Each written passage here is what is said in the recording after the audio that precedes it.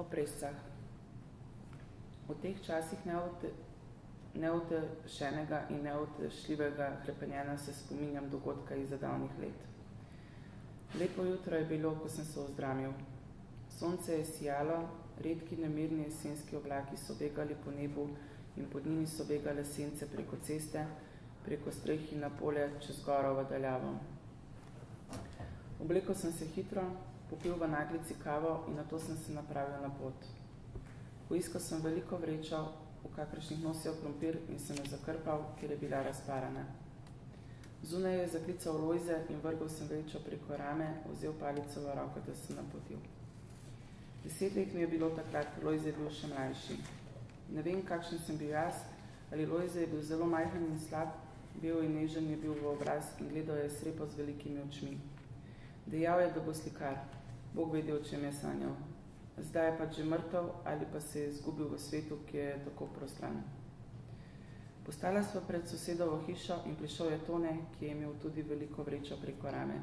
Z njim je prišla njegova sestra Hanca.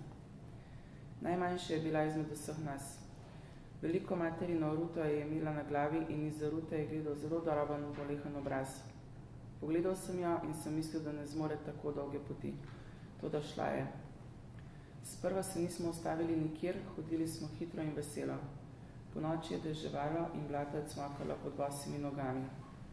Zavili smo si hlače do kolen in Hanca si je izpodrecala krilo.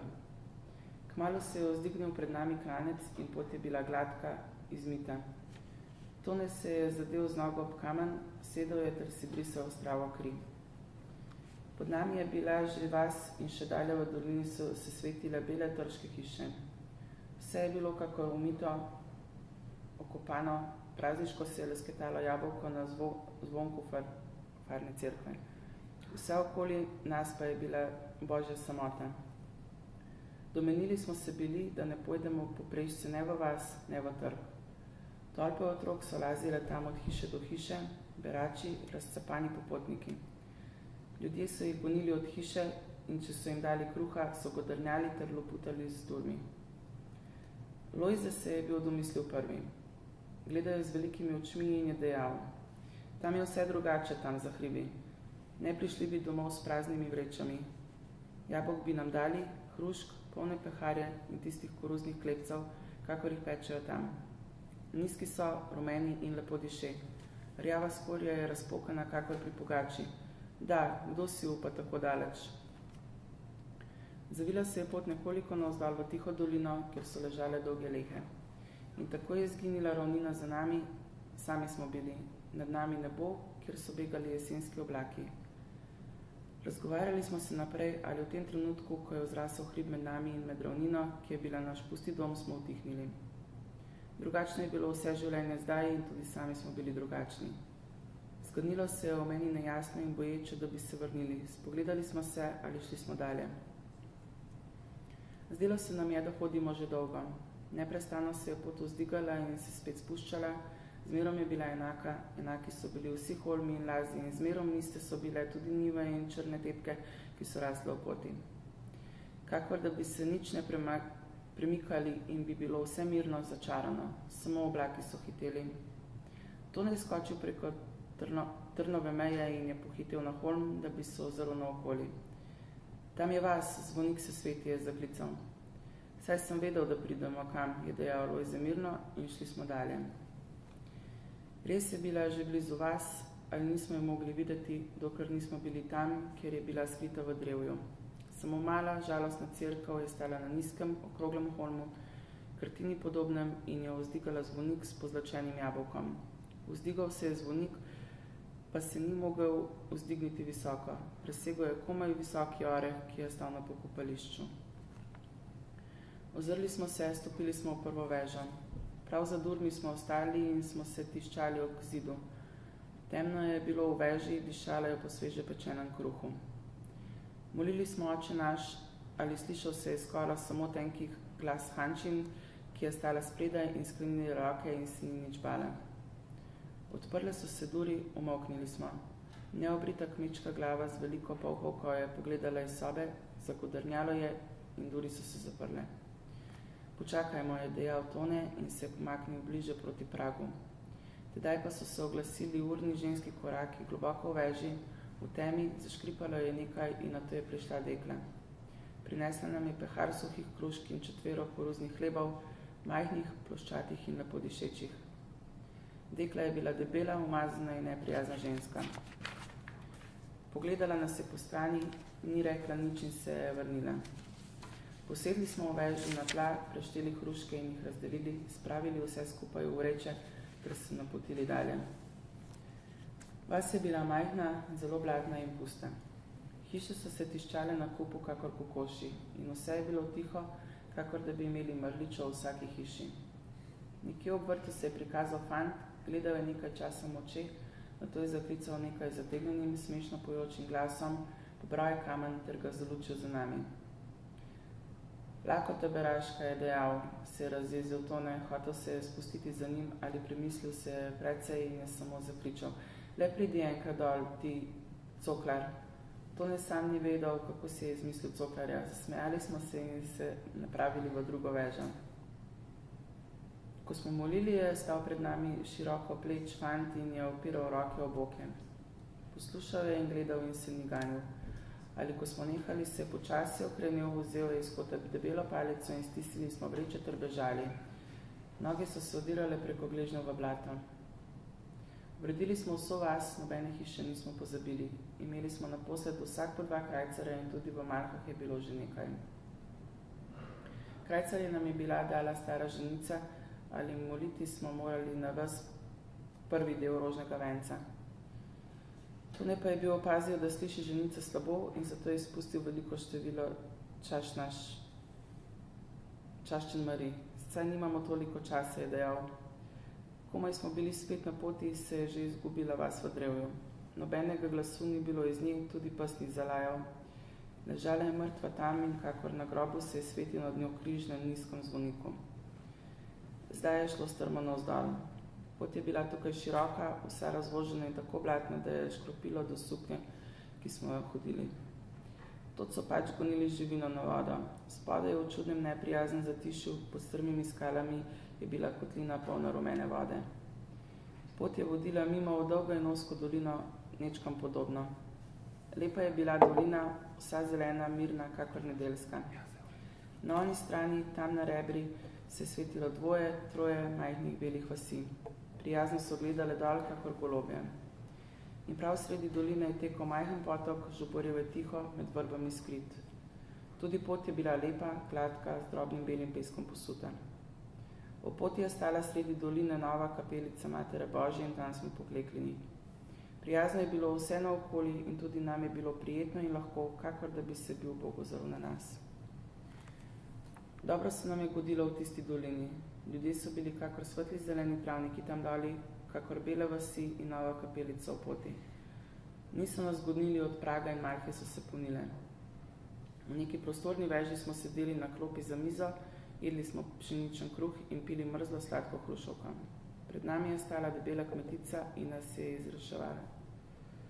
Ne vem, če je še na svetu tista dolina. Zdi se mi, kakor da bi je ne bilo več.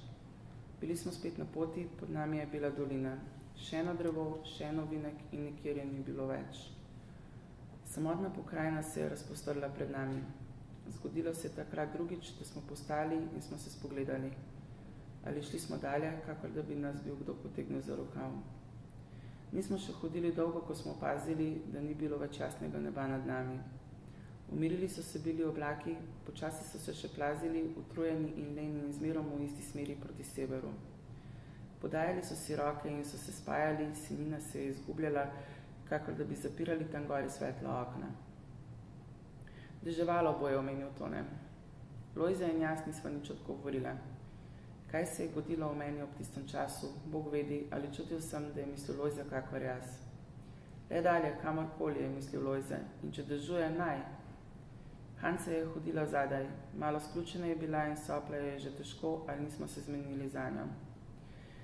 Zašli smo bili v čudno pokrajino, tako neizmerno žalostno, kakršne nisem videl še nikoli. Holmi so bili poraščeni z grmovjem in nizkim drevjem, vetra skoraj ni bilo več in tako se ni nič ganilo.